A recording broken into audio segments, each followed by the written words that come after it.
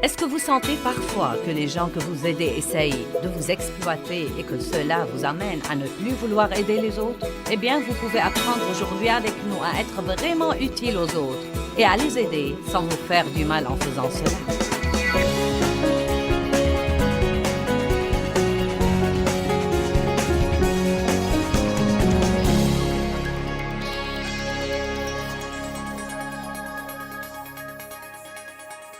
Vous voyez, nous devons comprendre que tout le monde est égoïste, et je ne dis pas ça dans le sens péjoratif. Nous aimons retirer des autres tout ce que nous pouvons retirer. Et donc je crois que nous devons arrêter de nous attendre à ce que tous les autres nous traitent comme il faut, et nous devons commencer à mettre des frontières qui disent aux autres, c'est ce que je vais faire, et c'est ce que je ne vais pas faire. Je dirai oui à ceci, mais je dirai non à cela. Si Dieu dit non, je dirai non. Et si Dieu dit oui, alors je dirai oui. J'espère que vous aimerez ça. Mais si vous ne l'aimez pas...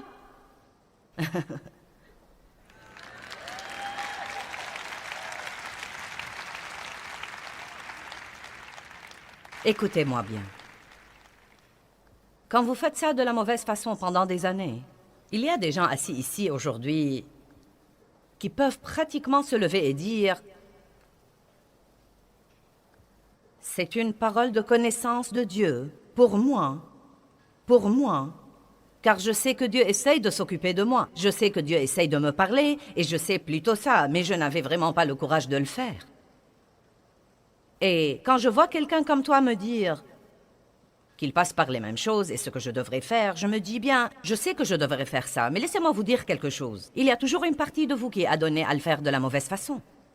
Quand vous commencez à bâtir des frontières et des barrières que vous n'aviez jamais auparavant, et que vous commencez à affronter des gens que vous n'aviez jamais affrontés auparavant, je peux vous assurer qu'ils ne vont vraiment pas aimer ça.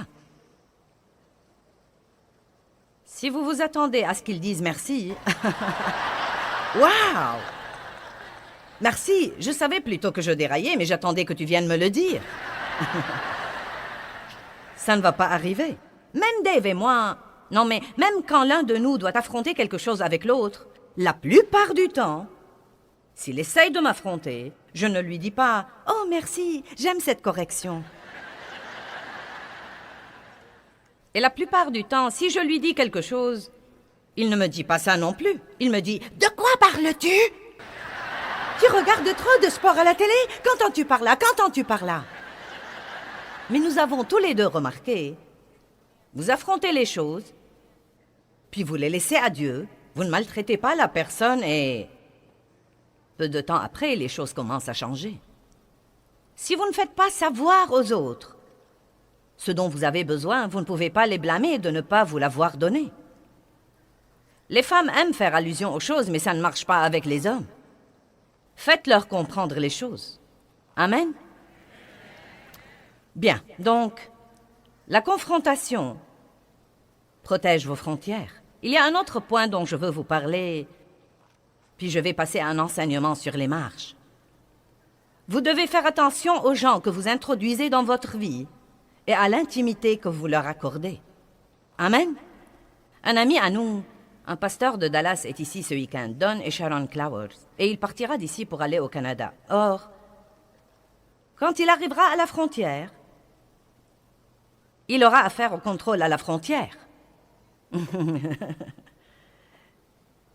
Et le problème que nous avons, c'est que même si nous avons des frontières, nous n'avons pas de contrôle. Vous voyez, tous les pays, ou chaque pays dans le monde, a des gardes armés à ses frontières. Et quand Don essaiera d'entrer au Canada, ils vont lui demander « Que vas-tu faire là? Quel est ton but?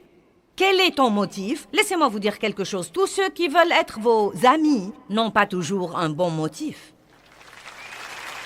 Et vous devez être assez intelligent pour discerner très vite s'ils vont ajouter à votre vie ou bien vider votre vie. Amen? Je vais répéter. Nous devons arriver à pouvoir discerner très tôt dans une relation. Est-ce que cette personne va ajouter quelque chose à ma vie? Ou est-ce que cette personne va me vider de tout? Maintenant, je n'ai rien contre ça, non, mais je m'implique avec les gens et tout mon rôle dans leur vie, c'est d'essayer de les aider et d'essayer de leur donner.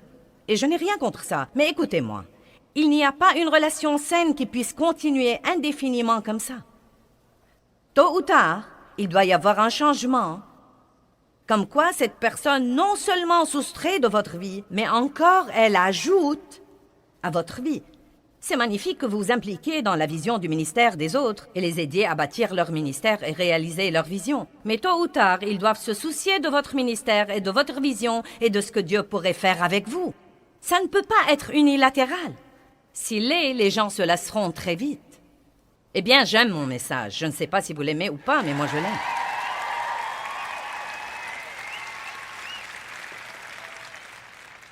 Donc, quand Don va essayer d'entrer au Canada, ils vont lui dire « Quel est ton but? Pour combien de jours tu comptes rester ?» Ils pourraient même lui poser la même question de 4 ou 5 façons différentes pour voir s'ils peuvent le désarçonner. Ils pourraient même vouloir examiner ses bagages, voir s'il essaye d'introduire quelque chose qu'il a caché. Et finalement, s'ils n'ont rien contre lui, il entrera dans le pays. Je crois que nous devons faire un peu plus attention à qui nous introduisons dans notre vie, surtout si nous les introduisons dans des relations intimes. Une grande partie de la raison pour laquelle nous nous faisons du mal, c'est notre idiotie.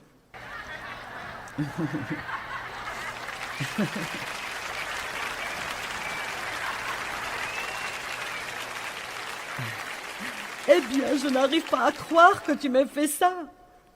Si vous aviez les yeux ouverts, vous auriez pu le voir venir il y a 3 ans. Amen. 1 Corinthiens 5. Je crois qu'il y a une épreuve parmi les chrétiens au sujet de qui ils devraient fréquenter. Et nous faisons ça de la mauvaise façon. Parfois, nous évitons tout le monde et nous leur donnons l'impression que nous nous considérons meilleurs qu'eux parce que nous pensons vraiment « il ne faut pas ». Et ensuite, nous traînons avec tous ces chrétiens inintelligents, bavards et avides, et immoraux, et qui couchent avec leurs petits amis, et tout ce genre de trucs stupides, et... Eh bien, vous savez, je veux juste essayer de les aider, vraiment. Eh bien, ils savent déjà que ce qu'ils font est mauvais.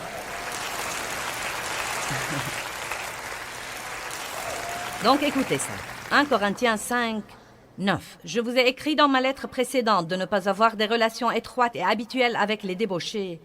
Non pas de façon absolue avec les débauchés de ce monde ou avec les cupides, et les ravisseurs, et les tricheurs, et les voleurs, ou avec les idolâtres, car il vous faudrait alors complètement sortir du monde et de la société humaine. Donc, vous savez, comprenez que si vous essayez d'être un chrétien qui ne touche jamais à rien dans le monde, non mais vous allez avoir du mal parce qu'il y a beaucoup de trucs là-bas. Mais il dit, maintenant ce que je vous dis, c'est de ne pas avoir des relations avec quelqu'un qui se nomme frère, mais est impudique ou cupide ou idolâtre, dont l'âme est attachée à n'importe quel objet, et il continue ou ivrogne, ou ravisseur, ou voleur, ou tricheur. Et il dit, vous ne devez même pas manger avec quelqu'un comme ça. Maintenant, l'hypothèse ici est que c'est une personne qui sait tout et quand même fait ce qu'il ne faut pas faire. Évidemment, il y a des chrétiens sur tous les niveaux de maturité spirituelle, et nous ne disons pas de ne pas les aider pour les élever au niveau suivant. Mais vous savez, mettons par exemple que quelqu'un écoute mes sermons depuis 20 ans. Et si vous écoutez mes sermons depuis 20 ans, vous devez savoir quelque chose. Et donc, mettons qu'il écoute mes sermons depuis 20 ans. Il doit donc certainement savoir... Vous ne pouvez pas m'écouter pendant 20 ans et ne pas savoir que c'est mauvais de potiner et de médire des autres. Donc, disons que maintenant j'ai un ami qui, bien qu'il m'ait écouté pendant 20 ans, chaque fois que nous nous rencontrons, il ne fait que médire des autres. Maintenant, je dois mettre une frontière, parce que sinon, je ne vais pas rester en sécurité. Car si je continue à parler et ouvrir mon cœur à cette personne qui empoisonne continuellement mon esprit avec le commérage, à ce moment-là, je vais me retrouver dans un piège et peut-être avoir mauvaise conscience à l'égard de quelqu'un juste à cause de ce que cette personne dit, et ce qu'elle dit n'est peut-être même pas vrai. Je dois donc l'affronter, que tout le monde dise affronter. Combien d'entre vous n'aiment pas la confrontation? Bon. Eh bien, à vrai dire, moi non plus. Vous ne pensez pas probablement que c'est le cas parce que je n'ai pas l'air d'avoir trop de problèmes à le faire ici. Mais lorsqu'il s'agit de relations individuelles et de personnes dont vous voulez être bien vues, vous savez, je n'aime pas côtoyer les gens fâchés. Et donc, beaucoup de fois, quand vous affrontez quelqu'un, vous devez supporter la crise qu'il va piquer pendant les 3 jours suivants. Et donc, nous préférons éviter ça et nous essayons de faire disparaître par la prière les choses dont Dieu veut que nous nous occupions. Amen. Donc, je dois mettre une frontière. Je dois dire, tu sais quoi, je t'aime bien, j'aime ton amitié, mais, tu sais, je ne veux pas te blesser, mais tu parles tout le temps des gens devant moi. Et ce n'est pas bien. Tu sais, ce n'est pas ce que Dieu veut que tu fasses. Maintenant, peut-être qu'il se fâchera un peu.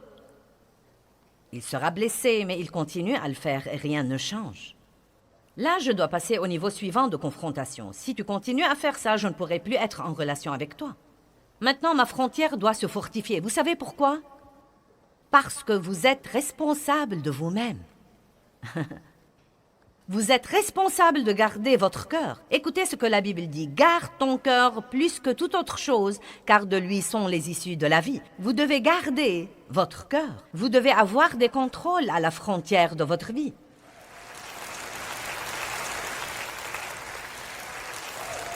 Et vous savez, il y a trop de choses que nous devons faire et que nous ne faisons pas au nom de ce que nous considérons être l'amour. Et je ne sais pas si vous l'avez remarqué ou pas, mais Jésus était très franc.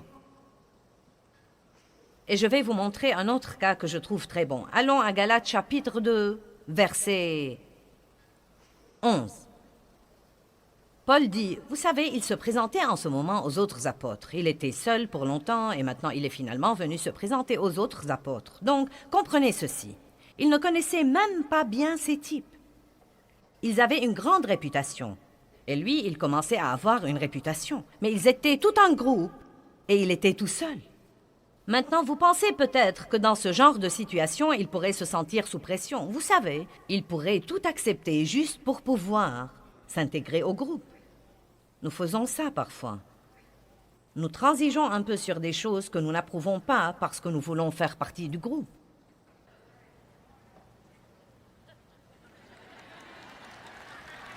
Ne faites pas comme si vous ne saviez pas de quoi je parle. Mais écoutez ça.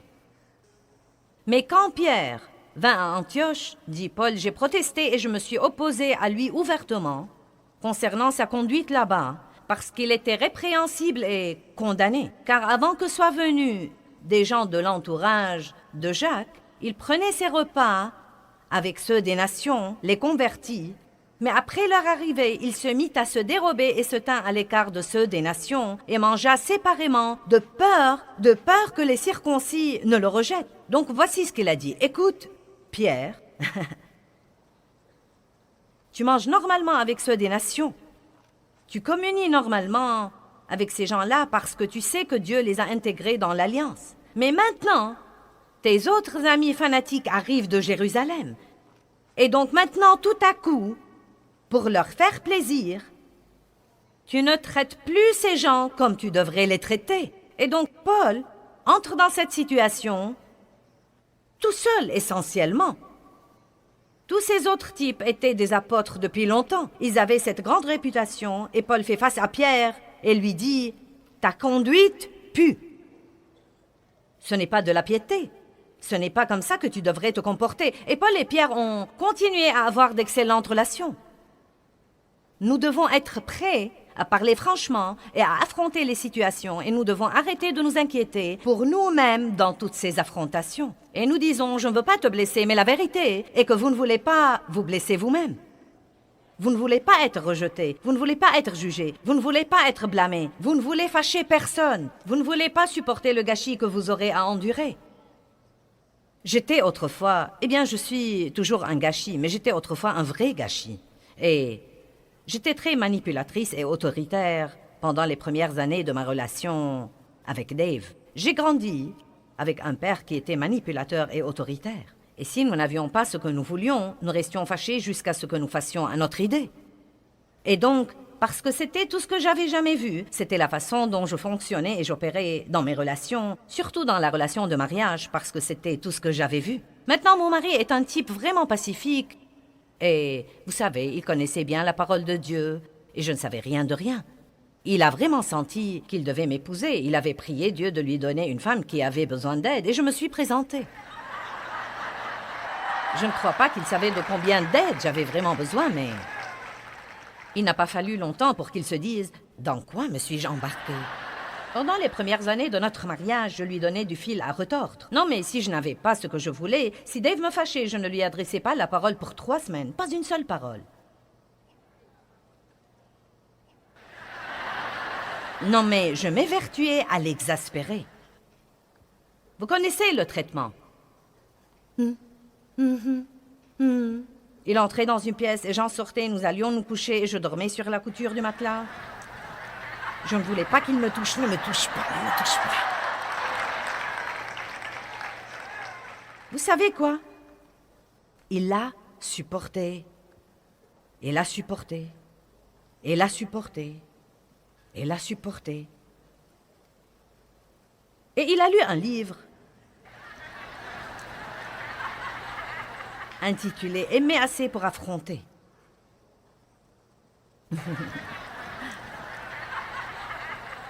Et il a senti que Dieu lui a mis ce livre entre les mains parce qu'il était temps, pour moi, de grandir. Et il savait que s'il ne commençait pas à m'affronter, cela n'arriverait jamais. Quand vous vivez avec quelqu'un qui a de mauvaises habitudes, ce serait agréable de croire qu'il y aura un flash du ciel qui le changera, mais la vérité, c'est que Dieu vous utilisera. Peut-être, vous savez, nous ne pouvons pas changer les gens, nous ne devons pas entrer dans les œuvres de la chair pour changer les gens. Mais ça ne veut pas dire que vous ne devez pas affronter les situations dans la piété quand Dieu vous dit de les affronter. Et la clé est de les affronter, leur dire la vérité, mais ne pas rester fâché. Amen. Et donc, Dave m'a amené ce fameux livre. Et il m'a dit, sache que j'ai lu ce livre. Et je me rends compte maintenant que je dois commencer à t'affronter, car nous savons tous les deux que ta façon d'agir n'est pas bonne. Et nous savons tous les deux que ta façon de me traiter est irrespectueuse et pas comme il faut. En fait, il m'a dit, si je déterminais ma valeur comme homme d'après ta façon de me traiter, j'aurais abandonné depuis longtemps.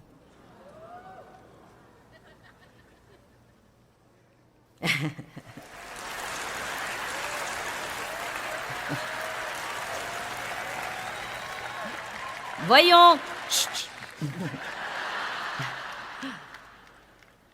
Écoutez ceci. Dieu m'a dit un jour, si tu montrais à ton mari la moitié du respect que tu montres à ton pasteur,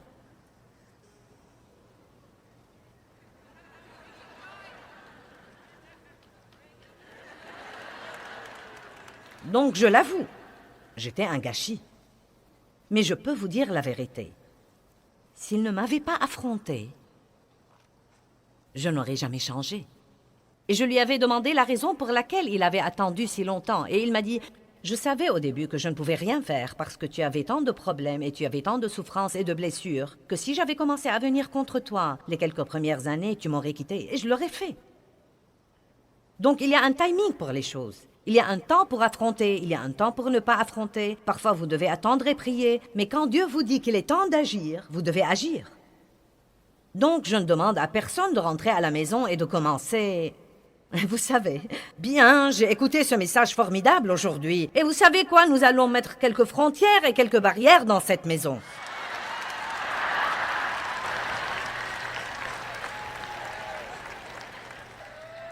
Je vais vous dire ce que vous devez faire si vous sentez que Dieu utilise ce message pour vous parler ou comme une confirmation de quelque chose qu'il vous a déjà mis dans le cœur depuis longtemps. Vous devez faire ce que Dave a fait. Il m'a averti. Il m'a dit, je vais commencer à t'affronter et je te dis dès maintenant que tu ne vas pas aimer ça. Mais si je ne fais pas ça, nous n'allons pas rester mariés. Si je ne fais pas ça, je désobéis à Dieu, car je sais que Dieu me l'a mis dans le cœur. Il sentait qu'il obéissait à Dieu, et si je n'y répondais pas comme il fallait, c'était mon problème et non pas le sien. Et croyez-moi, c'était la guerre. Non, mais je vous dis la vérité absolue. J'avais une telle rébellion dans mon âme. Maintenant, j'avais Jésus dans mon cœur, mais j'avais une rébellion dans mon âme. Est-ce que quelqu'un là sait de quoi je parle? Non, mais j'aimais Dieu, mais il y avait une partie de mon âme qui n'était pas crucifiée et qui n'a jamais été traitée. Et vous savez quoi? J'avais été abusée par des hommes et je m'étais fait beaucoup de vœux et beaucoup de promesses. Jamais un homme ne me dirait de nouveau ce que je devrais faire. J'ai lu le truc de la femme docile. Les femmes devraient s'adapter à leur mari et je ne savais pas orthographier le mot s'adapter, encore moins l'appliquer. Je ne voulais m'adapter à personne, je voulais que tout le monde s'adapte à moi. Avez-vous jamais vu un petit enfant piquer une crise? Non, mais une vraie crise? Eh bien, écoutez, nous pouvons piquer des crises dans nos âmes. Non, mais au-dedans de moi, c'était comme... Je ne pouvais plus supporter. C'était le moment où je me suis allongée sur le plancher et je me suis accrochée au pied des meubles. Vous vous rappelez? Je vous en ai déjà parlé. Non, mais littéralement, la guerre dans mon âme était si grande et si puissante, et une partie de moi voulait obéir à Dieu, mais cette autre partie de moi était si rebelle parce que j'étais en réalité comme ça depuis si longtemps. Et je me rappelle un jour où j'étais allongée sur le plancher de mon bureau et que je m'accrochais au pied de mes meubles et que je disais « Dieu, s'il te plaît! S'il te plaît, Dieu, s'il te plaît, s'il te plaît, s'il te plaît, s'il te plaît, tu dois m'aider. » Non, mais je voulais aller à la pièce où Dave était et lui donner un coup sur la tête avec quelque chose. Non, mais je voulais lui arracher les cheveux. Et ce qui faisait empirer les choses, c'est que je savais qu'il avait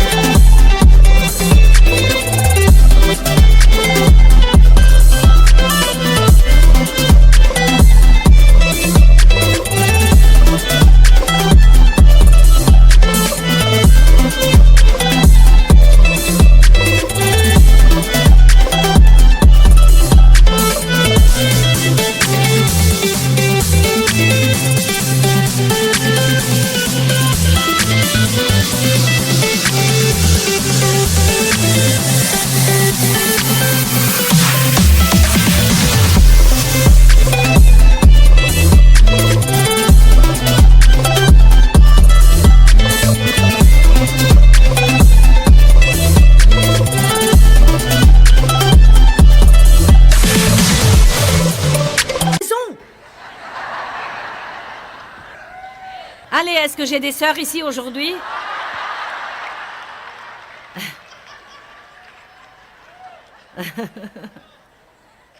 Mais la bonne nouvelle, c'est que, par la grâce et la miséricorde de Dieu, et il m'en fallait beaucoup, j'ai pu rester à l'intérieur des frontières de la parole de Dieu. Je voulais faire ce que Dieu voulait que je fasse. Mais je veux que vous m'écoutiez aujourd'hui. Ça va être un peu différent de ce que je croyais. Je voulais rester à l'intérieur de la parole de Dieu, mais il fallait que quelqu'un vienne m'affronter.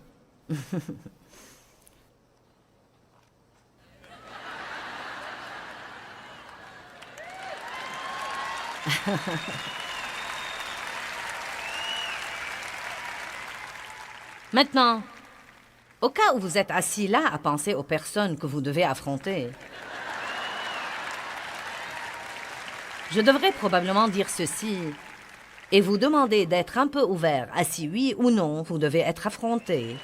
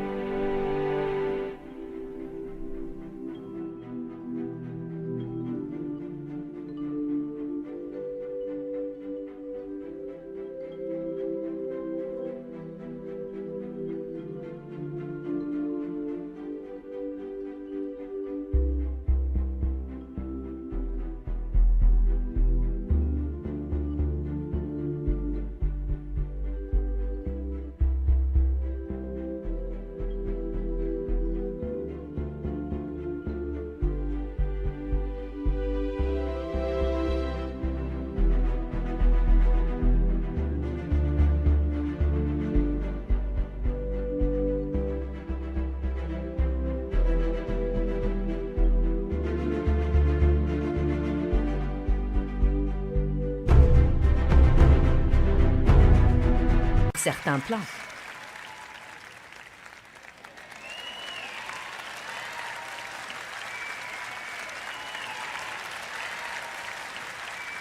Je crois que s'il y a quelque chose que nous devons faire comme chrétiens, c'est que nous devons nous respecter, traiter les autres comme il faut. Nous devons respecter les frontières des autres. Et je me suis pratiquement décidée à ne pas être en relation avec des gens qui ne me respectent pas et ne respectent pas mes frontières. Et je sais que pour garder les choses comme il faut dans ma vie, il faut affronter les gens de temps en temps, et je n'aime pas ça. Ce n'est pas plus drôle pour moi que pour vous. C'est même plus dur pour moi que pour vous à cause de la façon dont j'ai été élevée. Mon père était furieux tout le temps. Et une des situations où je commence à céder si je ne reste pas vraiment dans la prière, c'est que parfois je ne veux pas fâcher quelqu'un parce que j'ai vécu toute ma vie frustrée et fâchée dans une zone de guerre. Et surtout si c'est quelqu'un de proche, ça ne me dérange pas trop si c'est quelqu'un de lointain, mais si c'est quelqu'un que je dois côtoyer et le voir fâché, je n'aime pas ça. Et donc je dois faire ça par la foi, tout comme je vous demande de le faire par la foi. Et là encore, ne rentrez pas à la maison pour commencer un tas de trucs. Vous devez prier, mais j'imagine que beaucoup d'entre vous avez des choses qui se passent dans vos relations où les gens vous exploitent. Vous le savez et Dieu le sait également. Dieu essaye de s'occuper de vous là-dessus. Il y a ceux d'entre vous qui avaient exploité les autres. Vous n'avez pas du tout respecté leurs frontières et leurs barrières. Et il est temps pour chacun d'entre nous de grandir et de comprendre que nous devons commencer à faire ce que Dieu nous dit de faire. Amen.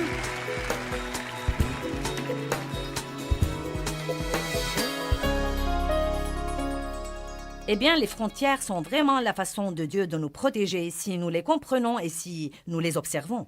Et je veux vous enseigner tout ce que je peux vous enseigner sur les frontières et sur la vie dans ce que j'appelle la zone de sécurité de la vie.